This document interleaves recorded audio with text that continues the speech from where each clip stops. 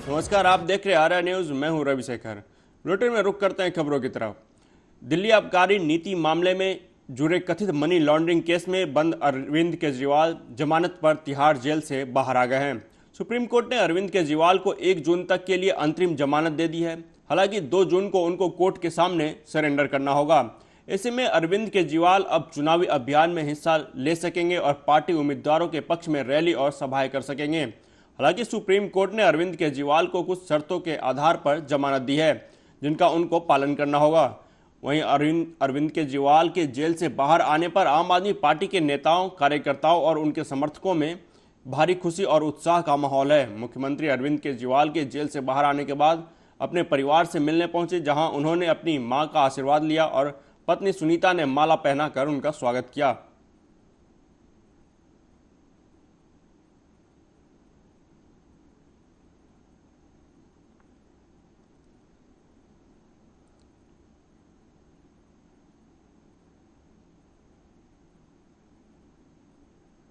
झारखंड के मुख्यमंत्री चंपाई सोरेन ने कहा कि दुमका और पूरा झारखंड में हमारा इंडिया गठबंधन की लहर है, कहीं किंतु परंतु की कोई बात नहीं है। वहीं पीएम मोदी पर निशाना साधते हुए उन्होंने कहा कि 2014 से जो इन्होंने जुमलेबाजी की है, एक भी सच साबित नहीं हुआ है और वो मुद्दे से हटकर प्रचार करते हैं। उन्होंने कहा कि हमारा गठबंधन बहुत मजबूत है। बीजेपी हमारे गठबंधन को तोड़ने का बहुत प्रयास की, लेकिन तोड़ नहीं पाई। उन्होंने कहा कि हम लोग झारखंड में 14 की 14 सीट जीत रहे हैं और केंद्र में इंडिया गठबंधन की सरकार आएगी।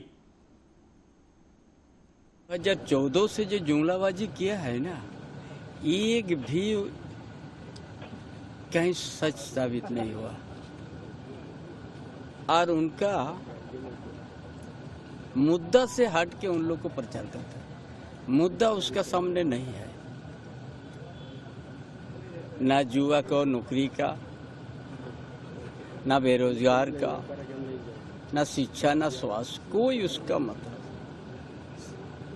एक ही परिवार को तो 10 साल तक उसी को गाली देके 10 साल चलाया है। जेएमएम कैसा जवाब देगी? देखिए, इसका तो हमारा एक संगठन है और गठबंधन बड़ा मजबूत है। भारतीय जनता पार्टी बहुत इस गठबंधन को तोड़ने का, अस्थिर करने का तो प्रयास किया है। लास्ट में 4 साल में सफल हुआ, लेकिन हमारा गठबंधन को नहीं तोड़ सका। शुरू से उसका नियत रहा भारतीय जनता पार्टी का। तो क्या 14 सीट पे ये क्या संभावना? निश्चय 14 की 14 सीट हम लोग झारखंड प्रदेश में हम लोग जीत रहा है। केंद्र में किसकी सरकार बनेगी? इंडिया गठबंधन की लहर आए। 2014 से जो जुमलाबाजी किया है ना, एक भी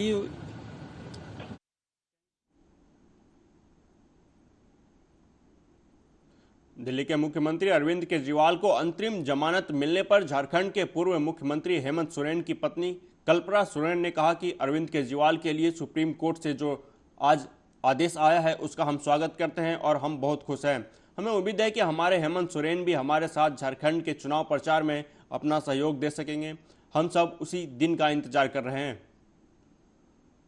सुप्रीम कोर्ट से जो आदेश आया है अरविंद केजरीवाल जी के लिए, वो उसको हम लोग बहुत स्वागत भी करते हैं, बहुत खुश भी हैं और ये उम्मीद भी है कि हमारे हेमंत सोरेन जी के साथ भी जल्दी से जल्दी ये खुशखबरी आए कि वो हमारे कैंपेनिंग में, झारखंड में कैंपेनिंग में और यहाँ पर में अपना सहयोग प्रदान कर सके।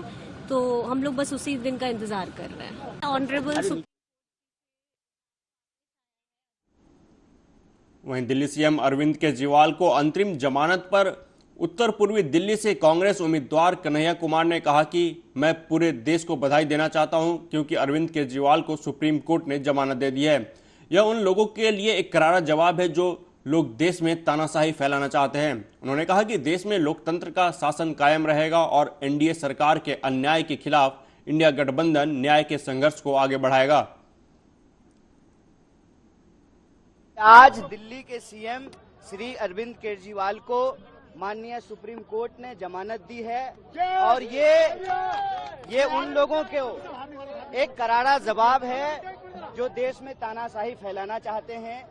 ये उनको करारा जवाब है कि देश में लोकतंत्र का शासन कायम रहेगा और उसी लोकतंत्र को बचाने के लिए, संविधान की रक्षा करने के लिए और 10 साल में जो एनडीए सरकार ने अन्याय फैला रखा है उसके खिलाफ इंडिया अलायंस न्याय के संघर्ष को आगे बढ़ाएगा और हम इस देश को 140 करोड़ लोगों को न्याय दिलवा करके रहेंगे। गोरखपुर से भाजपा उम्मीदवार रवि किशन ने अपना नामांकन दाखिल किया। नामांकन से पहले उन्होंने पत्नी प्रीति किशन के साथ गोरखनाथ मंदिर में रुद्राभिषेक किया। रवि किशन के साथ नामांकन के समय पिपराइच विधायक महेंद्र पाल सिंह, जंगल कोरिया ब्लॉक प्रमुख ब्रिजेश यादव के साथ प्रस्ताव के रूप में मौजूद रहे। इस दौरान रवि किशन ने कहा कि यह मेरा सौभाग्य है कि मुझे नामांकन दाखिल करने का मौका मिल रहा है। उन्होंने कहा कि काशी के बाद गोरखपुर हॉट सीट है, देश दुनिया की निगाहें गोरखपुर पर है। यहां से इंडिया गठबंधन ने सपा से नेता काजल निषाद को मैदान में उतारा है। गोरखपुर सीट पर 7वें चरण में 1 जून को वोटिंग होनी है। ऐसे में गोरखपुर में लोकसभा चुनाव की सरगर्मियां तेज हो गई हैं। 7वें चरण के लिए 7 मई से नामांकन की प्रक्रिया शुरू हो गई है। बसपा प्रत्याशी जावेद सिमनानी सहित अब तक 4 प्रत्याशियों ने यहां अपना नामांकन दाखिल कर दिया है। इस राम राज्य में, मोदी योगी जी के राम राज्य में ये ऐतिहासिक नामांकन हुआ जहां पर 25 करोड़ गरीब लोग इस भारत में गरीबी रेखा से बाहर आ गए। आज गोरखपुर की देवतुल्य जनता का आशीर्वाद है, पूज्य महाराज जी मोदी जी का आशीर्वाद है कि मंदिर की सीट दोबारा मंदिर में इस नामांकन के बाद ऐतिहासिक प्रचंड वोटों के साथ जा रही है। पिछली बार के सभी रिकॉर्ड टूटने वाले हैं।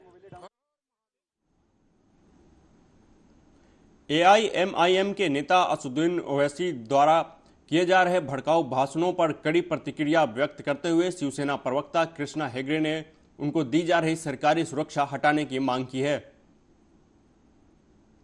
असदुद्दीन ओवैसी ने जो इलेक्शन के दौरान भड़काऊ भाषण किए हैं, भड़काऊ स्टेटमेंट दिए हैं, इलेक्शन कमीशन इसकी जांच करनी चाहिए और लगे तो उसके ऊपर केस दर्ज करने चाहिए, कार्रवाई करनी चाहिए।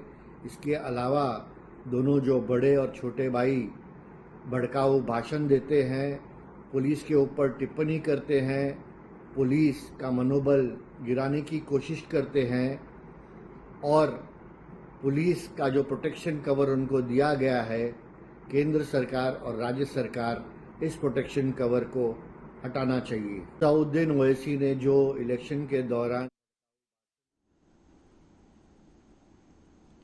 बिहार के काराकाट लोकसभा क्षेत्र से बहुजन समाज पार्टी के उम्मीदवार धीरज कुमार सिंह ने अपना नामांकन दाखिल कर दिया।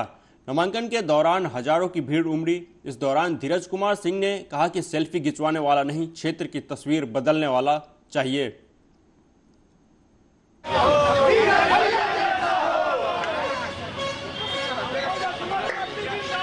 लोकसभा क्षेत्र से बहुजन समाज पार्टी के उम्मीदवार धीरज कुमार सिंह उर्फ खान जी ने नामांकन किया है। कहीं ना कहीं काराकाट की लड़ाई में जहां बड़े बड़े स्टार हैं, वहां एक गरीब के बेटे ने बड़ी धमक दे दी। हमारे साथ हैं, नामांकन करके निकले हैं। आपको बताते हैं क्या प्रतिक्रिया है, कैसा लग रहा है? बहुत बढ़िया। यहाँ की जनता, काराकाट की सम्मानित जनता ने बहुत सम्मान दिया है और बहुत अच्छा लग रहा है। जो भीड़ आई है, लोगों को लग रहा था कि कई सारे स्टार हैं, लेकिन कितने आपके समर्थक हैं? इस तपती दोपहरी में हजारों लोग आपके लिए सड़क पर खड़े हैं। क्या लगता है क्या होगा काराकाट? कई स्टारों के साथ तो लोग सेल्फी के लिए जुड़े थे, लेकिन हम यहाँ देखे उनकी जो है जज्बात को देखे, वो दिल से जुड़े हुए थे। धीरज भैया जिंदाबाद, जिंदाबाद, जिंदाबाद। धीरज भैया जिंदाबाद। क्या मैसेज है कि अब तो क्षेत्र में जा रहे हैं, क्षेत्र है, एक से एक महारथी है, उसमें धीरज सिंह कहाँ हो? सभी महाराथी साइड हो जाएंगे क्योंकि जनता जाग चुकी है। अब एक युवा को खोज रही है और जो जमीन पर चलने वाला हो, हवाई में आए और हवा जैसे उड़े और चले जाए, वैसी जनता नहीं खोज रही है। जनता उनके बीच में रहे, उनके सुख दुख में साथ रहे और अपने क्षेत्र में काम करे। नहीं कि आए 5 दिन के लिए, 10 दिन के लिए कोई बॉम्बे चला जाए, कोई दिल्ली चला जाए। वैसे जनप्रतिनिधि काराकाट की जनता को शोभा नहीं देगा। हवाई जनप्रतिनिधि नहीं चाहिए। देखिए पीछे नारेबाजी भी हो रही है। इस तरह से जो समर्थक है, में नामांकन हो रहा है और लगातार हम दिखा रहे हैं कि बिहार में चुनाव का रंग किस तरह से अब जोर पकड़ने लगा है। क्षेत्र से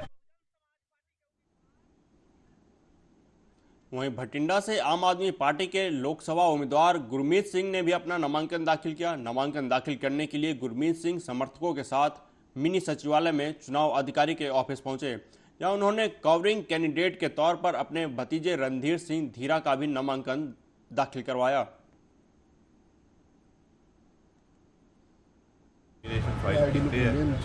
ਜਿਹਦੇ ਵਿੱਚ ਸਾਡੇ ਜਿਹੜੇ ਕਾਰਜਕਾਰੀ ਪ੍ਰਧਾਨ ਨੇ ਸ੍ਰੀ ਬੁੱਧਰਾਮ ਜੀ MLA ਬੁਢਲਾਡਾ, ਉਹ ਨਾਲ ਨੇ ਸਰਦਾਰ ਜਗਰੂਪ ਸਿੰਘ ਜੀ, ਸਰਦਾਰ ਗੁਰਪ੍ਰੀਤ ਸਿੰਘ ਜੀ MLA ਬਣਾਵਾਲੀ, ਬੀਬੀ ਬਲਜਿੰਦਰ ਕੌਰ ਜੀ, ਮਾਸਟਰ ਜਗਸੀਰ ਸਿੰਘ ਜੀ, ਚੇਅਰਮੈਨ ਸਾਹਿਬ ਨੀਲ ਠਾਕਰ ਜੀ, ਸਾਡੇ ਭੱਲਾ ਜੀ, ਅਮਰਤ जी, ਰਾਜੂ जी, पूरी साहब, सारे तकरीबन ਜਿਹੜੇ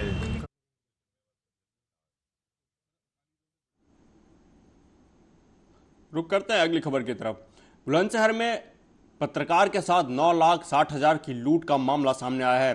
सुबह करीब 5 बजे कार सवार पत्रकार से बाइक सवार 3 हथियारबंद बदमाशों ने लूट की घटना को अंजाम दिया। जमीन की खरीदी के सिलसिले में कैश लेकर पीड़ित पत्रकार दिल्ली जा रहा था। वहीं पुलिस आरोपियों की तलाश में जुटी हुई है। घटना बुलंदशहर के रामघाट थाना क्षेत्र में परिहावली गांव के पास की हुई। ये थाना रामघाट में आज सुबह लगभग 4:50 पर एक व्यक्ति जिनका नाम योगेश है, वो कुछ ज़मीन को खरीदने के लेकर के पैसे यहाँ से दिल्ली जा रहे थे। तभी मोटरसाइकिल सवार 3 लोगों द्वारा इनको रोक लिया गया और इनसे वो पैसे छीन लिए गए। इस संबंध में इनसे प्राप्त तहरीर के आधार पर मुकदमा पंजीकृत कर लिया गया है। इनके द्वारा बताया गया कि वो 3 लोग थे और इनके पास लगभग 9.5 लाख रुपए थे, जिसमें से कुछ इनके अपने और कुछ कमेटी से लिए हुए पैसे थे। तहरीर के आधार पर FIR दर्ज कर ली गई है।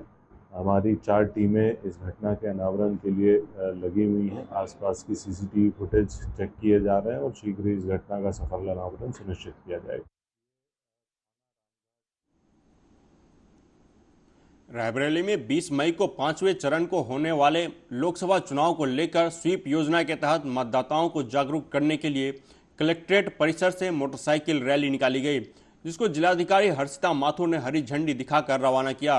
यह मोटरसाइकिल रैली शहर के मुख्य चौराहों से होते हुए कलेक्ट्रेट परिसर में समाप्त हुई। इस मोटरसाइकिल रैली के माध्यम से जहां एक तरफ लोगों को मतदान करने के लिए जागरूक किया गया, वहीं मतदाता जागरूकता अभियान के तहत मौजूद लोगों को मतदान करने की शपथ भी दिलाई गई। अपनी पूर्ण आस्था रखते हुए एवं शांतिपूर्ण निर्वाचन की गरिमा को अपना ले लीजिए आप एक हाथ का।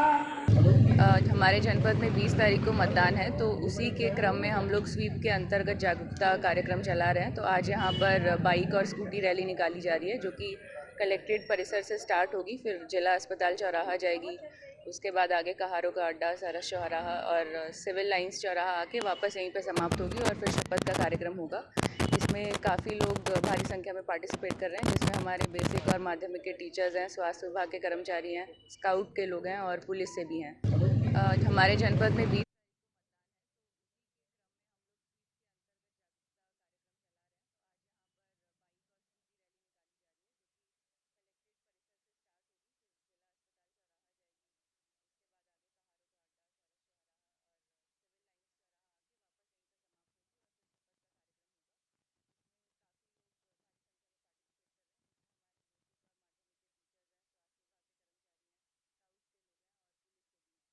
मतदाता जागरूकता से संबंधित आज यहाँ पर एक मोटरसाइकिल रैली का फ्लैग ऑफ किया गया है। इस रैली में 1000 से ज़्यादा व्यक्तियों ने प्रतिभाग किया है। विभिन्न विभाग जैसे कि बेसिक, माध्यमिक, हमारे जो स्काउट गाइड्स हैं और अन्य सभी जो सरकारी विभाग हैं, उन सभी विभागों के सहयोग से इस रैली को किया गया है। 20 मई 2024 को हमारे यहाँ रायबरेली में मतदान दिवस है और मैं इस मतदाता जागरूकता रैली के माध्यम से सभी लोगों से अपील करूंगी कि अपने मताधिकार का ज़रूर प्रयोग करें और हमारे यहाँ मतदान के प्रतिशत को बढ़ाएं। मतदाता जागरूकता से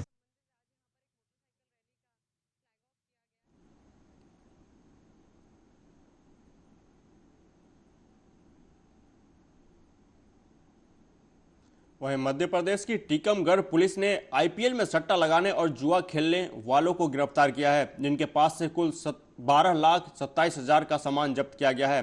पुलिस ने मुखबिर की सूचना पर कार्रवाई करते हुए अलग अलग जगहों से 10 लोगों को गिरफ्तार किया है। फिलहाल पुलिस आगे की कार्रवाई कर रही है।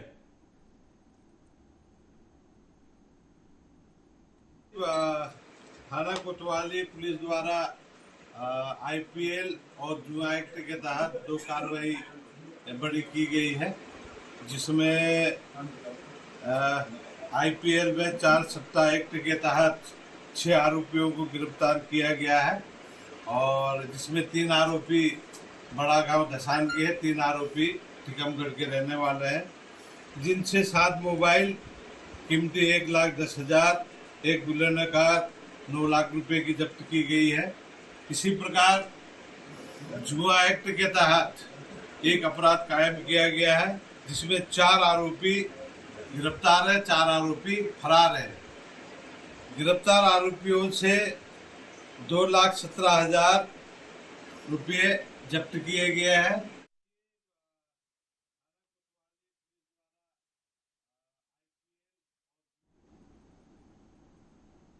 सौसठ छिंदवाड़ा नेशनल हाईवे पर खुली शराब दुकान के विरोध में स्कूल कॉलेज के बच्चे सड़क पर उतरे। सौसठ के वार्ड नंबर 1 में स्थित शराब दुकान को नेशनल हाईवे पर शिफ्ट किया गया है। वहीं अधिकारियों की माने तो यह दुकान सारे नियमों का पालन करते हुए खोली गई है, लेकिन छात्र छात्राएं इस दुकान के खुलने से बहुत परेशान हैं, क्योंकि उसी रास्ते से बच्चे स्कूल और कॉलेज जाते हैं और महिलाएं अस्पताल जाती हैं। अगर लोग शराब पीकर वहां किसी प्रकार का उपद्रव करेंगे तो छात्राओं और महिलाओं को बहुत परेशानी का सामना करना पड़ सकता है। छात्र छात्राओं ने प्रशासन को चेतावनी देते हुए कहा है कि 24 घंटे के अंदर तत्काल इस दुकान को बंद किया जाए, नहीं तो दुकान के सामने धरना करेंगे। हम लोग शांतिप्रिय लोग हैं, शांतिता से आपको ये बताने आए कि आप उस ठेकेदार को समझाएं। मात्र ये बच्चियों का प्रॉब्लम है, सबसे बड़ा मतलब वहाँ छात्रावास है, गवर्नमेंट हॉस्पिटल है और हॉस्पिटल पूरे क्षेत्र में एक ही है।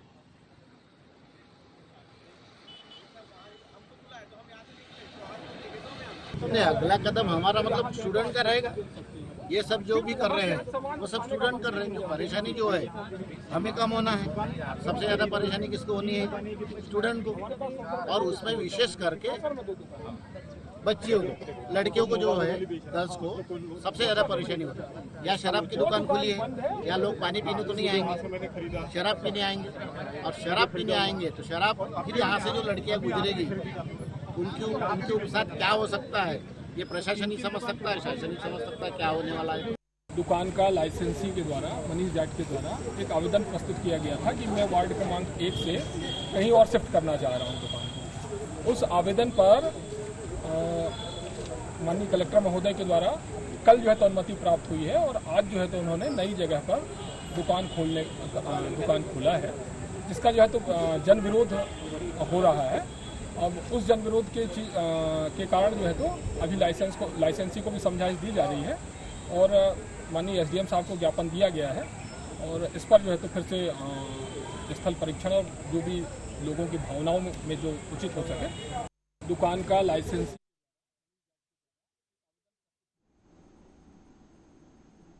उधर शिवपुरी में अवैध शराब माफियाओं के बारे में करेरा पुलिस को मुखबिर से सूचना मिली कि एक गांव में मकान के पीछे बड़ी मात्रा में अवैध शराब का भंडार किया हुआ है। सूचना मिलने के बाद करेरा पुलिस ने दबिश दी तो 2 व्यक्ति दिखाई दिए जो पुलिस को देखकर भागने लगे, जिन्हें पुलिस ने पकड़ लिया। मौके से 2 प्लास्टिक की काले रंग की बोनियों में 10 पेटी बियर और 14 पेटी देसी प्लेन शराब बरामद की गई। जब्त शराब की कुल कीमत 1,50,000 रुपये बताई जा रही है। पुलिस ने दोनों आरोपियों को गिरफ्तार कर आबकारी एक्ट के तहत मामला दर्ज कर लिया है। उसमें क्या कार्रवाई हुई सर?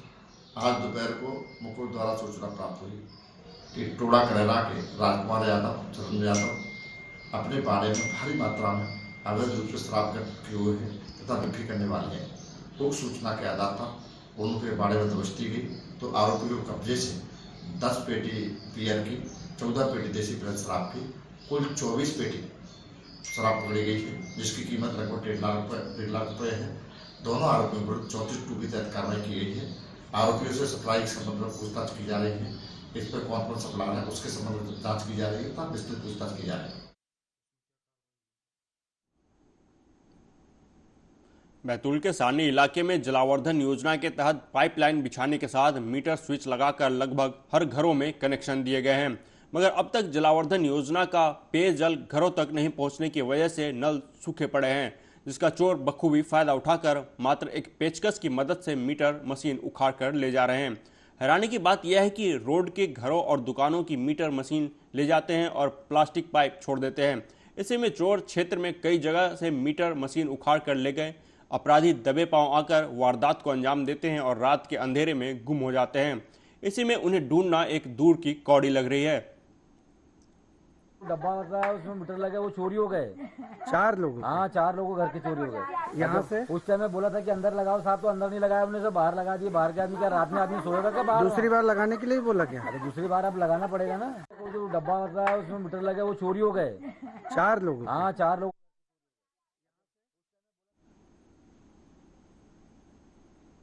फिलहाल अभी तक के लिए इतना ही। आप देखते रहिए आर्या न्यूज। नमस्कार।